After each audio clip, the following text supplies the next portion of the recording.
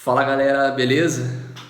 Galera, não sei se vocês, assim como eu, né, quando costuma acontecer esses eventos aí de grandes proporções no mundo, eu tô com 29 anos, então eu já vi ataque às Torres Gêmeas, já vi tsunami, já vi terremotos, guerras, né, que a gente já ouviu falar também. Mas eu não sei se vocês também, assim como eu, buscam uma explicação na Bíblia e ver se será que isso consta na Bíblia? E aí o que é interessante é que lá, por exemplo, em Lucas 21, de 10 a 11, diz o seguinte: levantar-se-á nação contra nação e reino contra reino, guerras, né? Haverá grandes terremotos, epidemias, fome em vários lugares, coisas espantosas e também grandes sinais dos céus. Nesse texto cita até epidemia. O coronavírus não foi a primeira epidemia na história da humanidade, mas cita até mesmo epidemia. E aí você vê o controle e a soberania de Deus que está escrito na palavra de Deus. A gente consegue encontrar essas respostas na Bíblia. Mas o texto que eu gostaria de trazer hoje, como texto central para essa reflexão, é o texto que se encontra lá em Mateus 24, de 37 a 44. Eu vou estar lendo aqui rapidamente. Diz assim: pois assim como foi nos dias de Noé, também será a vinda do Filho do Homem. Porquanto, assim como nos dias anteriores ao dilúvio, comiam e bebiam, casavam e davam-se em casamento, até o dia em que Noé entrou na arca, e não o perceberam, senão quando veio o dilúvio e os levou a todos. Assim será também a vinda do Filho do Homem.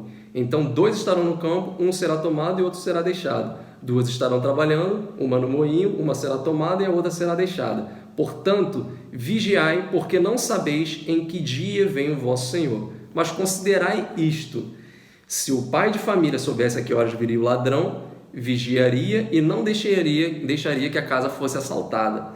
Por isso, ficai também vós apercebidos, porque a hora em que não cuidais, o Filho do Homem virá. E esse texto, para mim, ele é um texto que eu considero muito perfeito e ele fortalece muito a minha fé, porque trata-se de uma citação, né, de Cristo, Jesus Cristo, o próprio, a quem a gente acredita e tem fé, né, que um dia ele irá voltar. Ele mesmo cita o evento histórico, um fato histórico do dilúvio, Noé, né? Então isso por si só também já é perfeito. E além disso, ele faz um link de parte da história da humanidade, que foi no tempo o fato histórico do dilúvio, lá Noé. Ele cita esse evento e ele linka com o final da história da humanidade, que é quando ele profetiza sobre o retorno dele.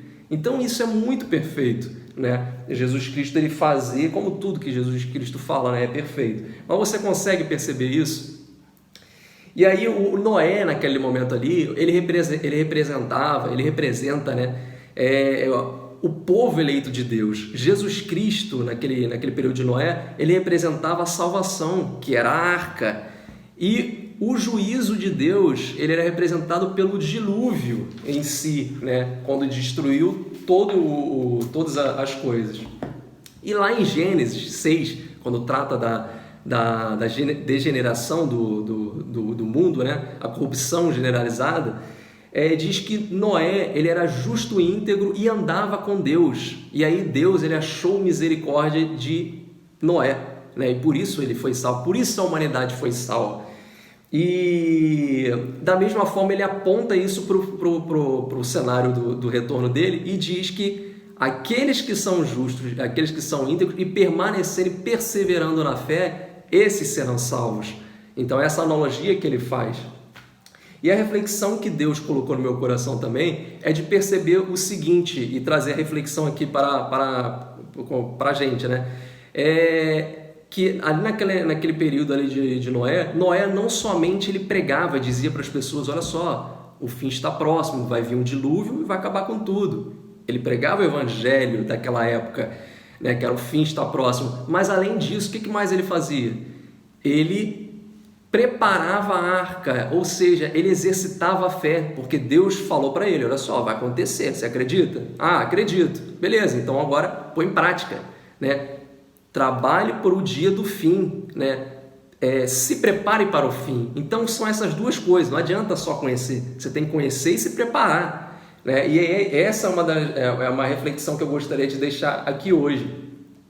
E aí Jesus diz também o seguinte, né, nesse contexto todo, que a vinda dele será como um relâmpago, né? E por isso que a gente tem que estar preparado. Então, não somente conhecer, eu conheço, né? E nesse texto, quando eu estava meditando nesse texto, me veio à memória aquela passagem em que Jesus ele predizia a morte dele lá para os discípulos, quando ele estava pregando, e ele diz que ele disse o seguinte: eu vou morrer e vou ressuscitar no terceiro dia, né? Ele foi contando aquela história. E aí Pedro chegou, chamou Jesus à parte e aí começou a repreender Jesus, falando: Jesus, que história é essa de você vai morrer? Não, isso aí não vai acontecer com você não. E aí o que Jesus fala? Arreda-te de mim, Satanás, porque tu és pedra de tropeço para mim, porque você está cogitando das coisas, não está cogitando das coisas de Deus, está cogitando das coisas dos homens. E naquele momento ali, Pedro, ele achava que Jesus era o salvador daquele momento, das coisas terrenas, né, de tudo que estava se passando naquele contexto ali histórico da época, mas não era. Jesus Cristo era muito maior. Então Jesus Cristo, e aí Pedro ele não conseguia entender isso, porque ele cogitava das coisas terrenas. Jesus diz em outras duas passagens o seguinte, Mateus 7,13: entrai pela porta estreita, porque larga é a porta e espaçoso o caminho que conduz à perdição, e muitos são os que entram por ela. E lá em João 10,9, Jesus também diz: eu sou a porta, se alguém entrar por mim, salvar-se-á. E entrará e sairá e achará pastagens. É um texto que Jesus fala também. Aí agora você presta atenção no seguinte. Jesus ele cita perfeitamente, ele junta esses dois fatos. O fato da vinda dele no futuro, do retorno, e a história de Noé perfeitamente. Por quê? Porque Noé, naquele tempo, ele pregava o evangelho, né? Representava a gente, ele representa o povo de Deus, e ele pregava o evangelho, o fim está próximo. E ele também se preparava para o fim, ou seja, exercitando a fé, construindo a arca, conforme a vontade de Deus. E depois, o que acontece? Veio o juízo de Deus, conforme ele disse, né? E aí, o juízo de Deus na época de Noé veio por meio da chuva. E aí Noé, juntamente com a sua família, que é a sua prole, que são os seus filhos, os seus frutos, né? Por conta de Noé, os frutos deles foram salvos por conta dele, porque Deus viu misericórdia em Noé, porque ele era justo e íntegro.